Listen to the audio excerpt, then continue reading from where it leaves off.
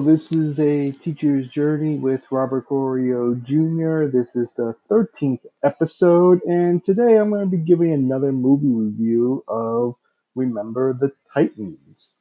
And this is a movie that I watched as a young boy, and it's a movie that I really enjoyed. And thinking about I really wanted to talk about it because it's about teaching and being able to work with students and work with players, and just something that I wanted just to talk about a little bit further about and talking about because even though this guy is a coach, he's still also a teacher. So it's something that I really enjoyed about talking about, and as a teacher movie and another movie to watch during the summertime because I don't know about you. I'm still about a week or so away from school ending. So those of you that are on your summer break right now could be a good opportunity to watch this movie and be able to talk about it a little bit further. And one thing I really liked the movie growing up, and I feel like as a teacher, it's a good movie to watch and being able to talk about it as well. So I'm going to share my thoughts about it. Hopefully everyone's having a good day. My birthday just passed, so it was yesterday. I'm recording this on Thursday, so yeah, we're into June now. Basically, got another week left of school. About a little over a week left of school, and that'll be it. I mean, it's been been a good year. So overall, like as a teacher, it's been a little crazy. I'll tell you that it's been crazy with everything going on with coronavirus and schools closing and being able to do virtual learning, and it's just very a unique situation right now, and it's something that I've been working through it, and luckily I've been able to work with good people during my time in my leave replacement assignment, and I'm pretty fortunate about it. So I'm pretty excited about whatever opportunity comes for the fall. For the summer, I'm gonna be seeing if I can do some tutoring over the summer. It's something that I'm looking forward to, and also just relaxing a little bit, doing just getting back to relaxing, doing some things, being able to work, and then we'll see what happens. I mean, again, we'll see what happens when it comes to the summer. I so and after this, I'll be talking a little bit further about the Remember the Titans and why I like the movie, why I think it's so. Stay tuned. All right, we're going to be talking about Dead Poets Society. It stars the late Robin Williams, and it takes place. The movie came out in 1989, so it took about 30 years ago. The movie came out, and what the movie is about is a teacher's journey per se, and the teacher he teaches English language arts, and he teaches it to all boys prep school in the New England area back in the 1950s. So back in the 1950s time, education, the classroom environment was very different compared to how it is and what it looks like today, where a lot of teachers they would teach from a textbook and being able to just talk about the textbook. It was more like a very there was nearly no like emotion or no feelings. It was just like you're teaching it, regurgitating the information. And and Robin Williams' character is a teacher that comes aboard during that time, and he works with at all boys school. So he works with I believe 7, 8 kids, and he opens their eyes about new things, about the teaching of a subject, about language, about poetry, about words, using words, and he teaches it differently. So for example, when he is teaching one class, he gives an example of how he tells the kids to stand on top of their desk and to look from when they're standing on their desk. I know back then they wouldn't advise that, nor today they would advise that. So one of the things is he stands and he gives them like a perspective look, seeing things from a different angle. That's what his point was trying to say. Was he was trying to get them to see things differently from from what they were usually used to seeing before. So what he does is he has them stand on his desk, and then he's seeing them, having them see different things right now. So he does that, and the kids at time they go, they kind of flow for him. They really just do things that are differently, and then as the story goes on, they get to know him. He gets to know the students and works with each student, and a lot of the students really like him as they get to know him.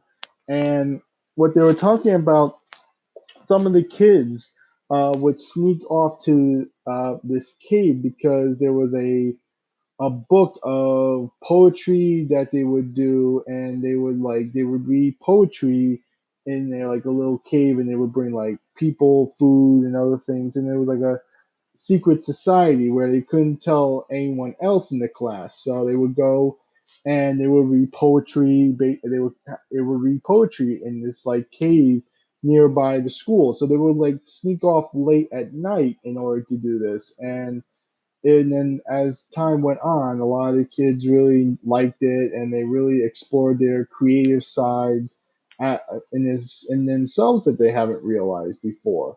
So it was something that they realized that they enjoyed. One of the kids, he came from a prestigious family, and he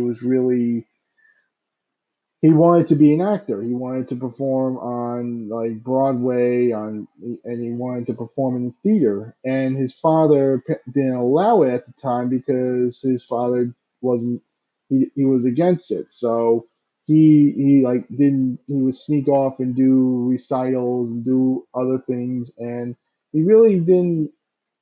It wasn't really that something that he was happy with, because he had to sneak off and couldn't tell other people that he was performing in the school play, and he knew that his father was going to be disapproval by disapprove. He was going to have this. He was disapproved by it, so he didn't really have a choice in being. He had to keep it a secret. So what he did was he did the play, and I believe he told the teacher about it. So he was able to do that, and being able to do the play. So it takes place where he works on the play, does the play with his and then his father is in attendance, and he has a great performance, and his father walks away without applauding him, and really just has really disapproves after seeing him perform, of him being an actor on a play.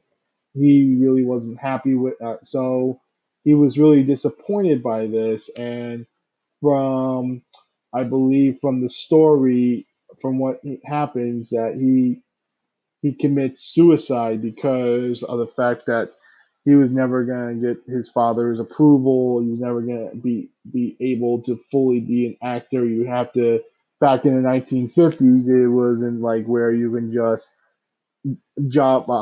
hop from one job to another.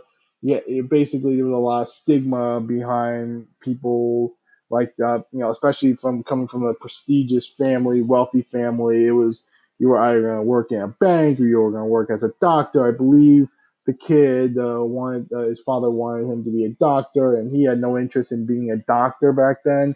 So it really, I mean, it was a sad ending to that, because he was really passionate about acting, about being poetry, and it was sad that he didn't get a chance to, his character didn't get a chance to fulfill that. So what happens is the professor, about after hearing that school fired the professor as a result, because he didn't want to do it. So he also talks about the kids seizing the day, carpe diem, seize the day, And so it says, Carpe diem, seize the day, boys. Your lives will be extraordinary. So I even say that too now in my morning message when I send out the Zoom set schedule to my students. I don't put down boys, but I say Carpe diem, seize the day. Your lives will be extraordinary. I just keep repeating that symbol because that's something where it gives motivations for students to seize the day, to do as much as you can, be the best version of yourself. And that's something I think that I've taken away from this movie. It's a good movie because Robin Williams, the late Robin Williams, a great actor. Not only was a great comedian, but a great actor in the movie. And there was a lot of good co-stars in it too, like extra cast members. A lot of people that we've seen. I think Ethan Hawke was in the movie. He did a pretty good job. There was other actors that you would recognize in the movie. So there was a lot of people in that story where it was a really good story, really good tale about teaching too, especially being a new teacher, trying new things because sometimes you have to take that risk as a teacher and try new things. It may or may not work, but it may not work for it, but it may or may not, but it may work for other kids as well. It might work for the students, but because towards the end you see that his students really took to his teaching, took to his the way he did things, and really understood, really showed how being what how they learned from him, and compared to from the other teachers in the building. So it was something where it was different. It was a different thing for his character at the time to teach like that and to have a really exquisite, like unique way of teaching teaching in a teaching environment, working with kids like that. So it's something that I really I was really happy to watch. It's a good movie because as a teacher, I can use some things that are different compared to what the kid what different things, different methods of teaching because it's a lot of it about from teaching is engagement. It's engaging the kids and engaging the students, and then there's different ways to do it, and sometimes not every way is right because it's every way is different, and sometimes it may not be the right way, but it might for everyone in the school. But for kids, it might be the way that they learn. It might be the way that they enjoy learning about poetry and learning about writing and using words.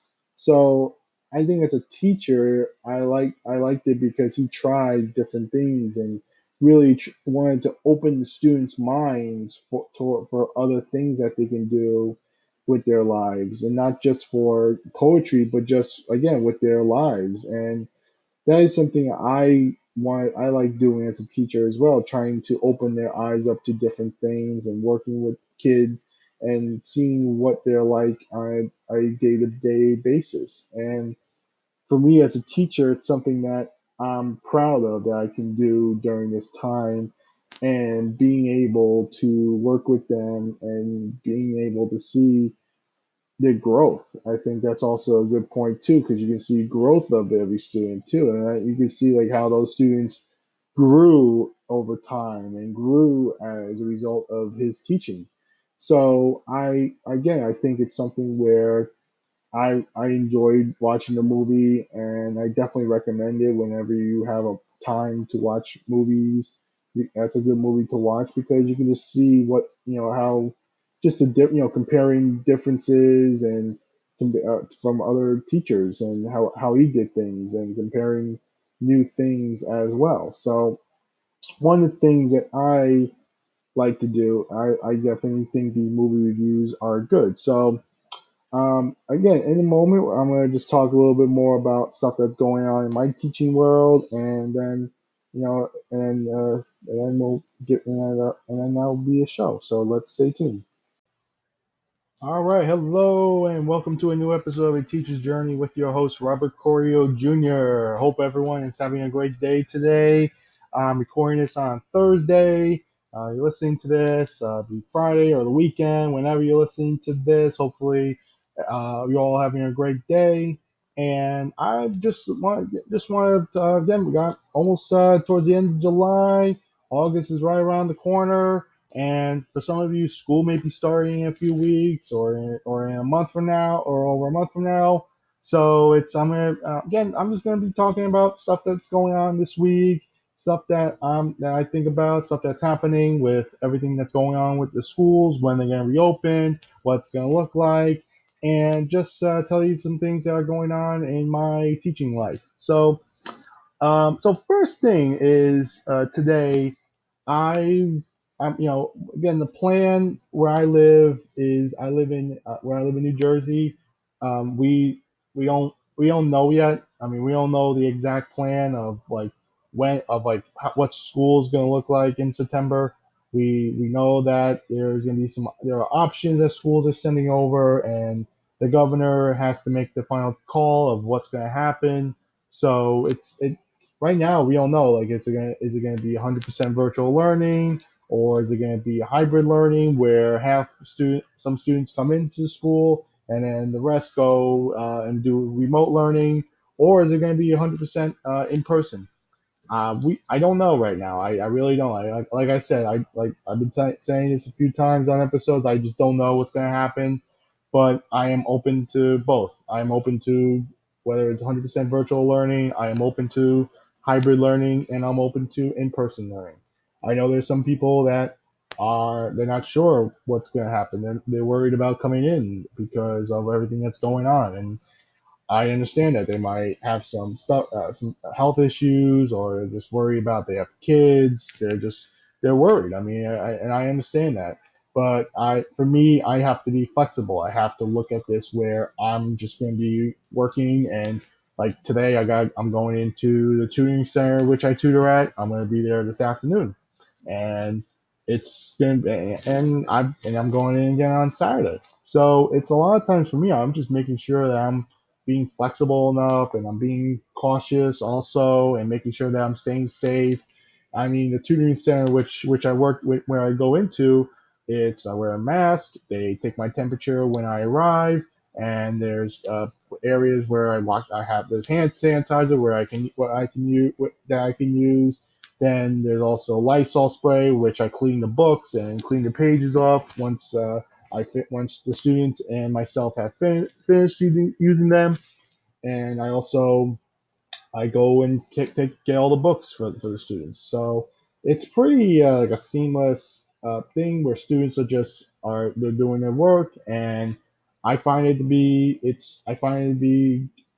okay, good for the situation that we're in. So I personally don't have a problem with it, but it's just we just have to see what's going to happen. I mean, I couldn't tell you what's going to happen going forward, especially when you're having multiple kids in a room. I mean, because I'm only working with maybe like when I'm at tutoring center, 1 to 2 kids, so it's a little more. It's easier for me to go and grab the book, making sure students are clean, and record everything and clean everything up. It's not, but once school starts, and then it's hybrid learning, or if it's in-person learning, what is that going to look like for cleaning everything up and making sure that everything is clean? It's just we have to wait and see. So I don't know right now. And then sitting here on July 30th, I don't know.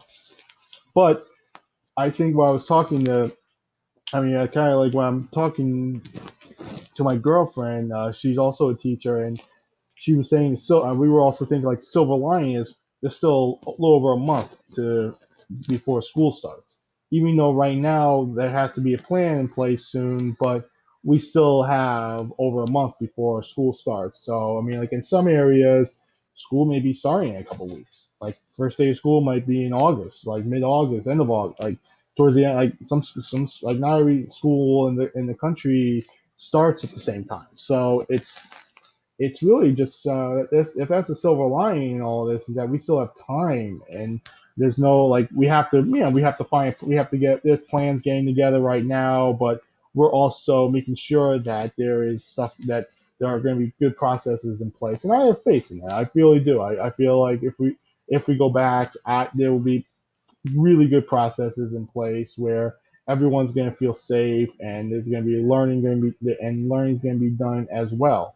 I I just don't. I just feel. I just have faith in that. I really feel confident in that if we go back for in-person learning or hybrid learning, that there's going to be processes in place where students are going to be safe, staff members are going to be safe, faculty members, everyone's going to be safe. There's not going to be. Like when I'm in the tutoring center, there's new processes in place, and I feel safe. I really have no issues of going into the center and working. And I have to do it. I can't. I wish I could be able to, have. I don't have millions of dollars in my bank account where I can just sit on that and just say, I don't need to go in. I'm at an age where I could just say, I'm going to retire. I mean, I'm 35 years old. I turned 35 last month, and I still got a lot of work in me. I can't. I mean, unless there's a I find there's oil, or I find something where I'm able to make a lot of money on and not have to work. I have to work, and and then because again I have bills to pay. I got stuff that I have to support myself. Even though I'm living with my parents, but I'm still supporting myself. I'm not expecting my parents to pay for everything. I mean, that'd be wrong. If I was 35 years old and I was saying, "Oh yeah, my parents will pay for it all," no, wrong. I would feel like I would feel like I would honestly feel like a loser if I did that. I wouldn't feel confident or proud of myself. I wouldn't feel proud. There'd be no pride if I was doing that. So for me, I need to work. That's why I work during the summer. I work as a tutor. I wish I could. I mean, I have to work. I have to make money. I have to make sure I have bills paid. I have money saved up. Make sure that I'm paying everything off. I'm putting money into savings and investments, and being able to pay for food, gas, other things. So for me, that's why I'm being flexible now. I'm okay with going into the building to teach, but I'm also okay doing the virtual learning. I mean, the more opportunities I can get, the better, because I'm responsible for myself. I'm like my what was it? Um, I used to do like career stuff back when like I first was out in the workforce. I was getting career advice, interviewing, career tips, and I remember there was an article or someone said this. I think her name is JT O'Donnell, and she's a career coach. She has a bunch of bunch. I don't know what she's doing now. If she's still a career coach, but she used to say this. And I feel like this is true for everyone today. It's you're a business of one. Like I'm my own. I don't. I mean I don't. I'm not. Like I'm not a business. I don't have like a business like where like Robert Corio Inc. Literally, but figuratively, I am a business of one. I'm looking out for myself. I'm looking at what I can do to help people and be able to provide the best value as possible, and making sure that I'm taking advantage of every opportunity that I possibly can during this time. Because I was listening to another podcast, and someone he's like a football guy, and he says this, and it's like, and he says this like during this coronavirus, this isn't a vacation. This is just a pause. And that's how I look at it. I don't look at this coronavirus as like, hey, I'm on vacation. I'm gonna watch TV all day and do nothing for the next 3 or 4 months. I mean, I during this time I've been teaching, whether doing the lead replacement for in virtual learning, doing the tutoring virtual, and also now in center, and and then doing other things to be able to support myself during this time. And I think that's the biggest thing that everyone that we take away from this is, yeah, this is the pause. This is just a pause. This isn't a vacation where everyone can just sit on the beach, because again, I mean, most of us have to pay bills. But we got like the bills don't stop just because of this. Bills keep coming in. Gotta still buy groceries. Still gotta make sure your car is well, and make sure you have gas in it. Making sure that you have everything that you need in order to survive, as whether supporting yourself, supporting your family, supporting and making sure that you're doing I'm doing everything I can for myself to support myself. Even though I don't have a family, my responsibility is to make sure I'm supporting myself, that all my bills are getting paid, and making sure that everything is right and making sure that I have everything that I need and I have the money that I need in order to do that. So I think I take pride during this time in knowing that I'm organizing my money and making sure that budget wise I'm following the budget. I'm labeling everything and knowing where my money's going also because that's a big thing right now. I mean, that's one of the things that I make sure that I'm doing right now is budgeting everything, like where's my money going, like how am I spending it, what am I bringing in, and just figuring things out in that sense where I'm not as worried about my money situation because I know where everything's going. I know how much I'm spending. I know how much I'm bringing in, and I'm doing it monthly, like I did for the past 3 months, and now I'm doing it for August. So for the upcoming month in August. So making sure that I'm just being responsible not only to other people, but but towards myself because I think that's the biggest thing right now is we're trying to because whenever this ends, things are going to change forever. I think that the way we do things is going to be much different, and I think this time is just a way to it just accelerates it right now. I think things that you thought were going to happen 5 years from now are happening now. I mean, with food orders, everyone being able to go call in and be able to order online and have it brought to your house, whether it's food stores, groceries, restaurants, dining places where you can order online and have it delivered to you, or you can pick it up because I think that's just because we're evolving now right now. This is the pause, and this is something where it's going to accelerate things. And even with learning, like learning is going to be accelerated. Virtual learning. I mean, we didn't even think about oh yeah, we'll do it virtually, and before this all happened, before the coronavirus happened, none of us thought that oh yeah, we'll do teaching virtually. But we did it. We found a way to do it. I found a way to do it. I learned. I learned by doing. And I think it's one of the biggest things for me is just I have to evolve, adapt, be flexible, and learn. And a lot of this is the learning process. I mean, like just now I had a demo lesson before I recorded, and the demo lesson was I think it was good, but there was stuff that I probably could learn from because it wasn't perfect. It there was things that I missed the target on, but I learned. I mean, it's stuff that you just learn by doing in life. I don't. I try not to take it.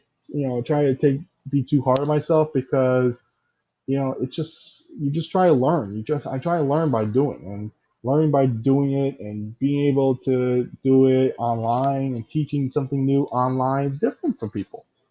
Like it's still a learning process. It's not something where I just show up, automatically do it, and yeah, everything's good.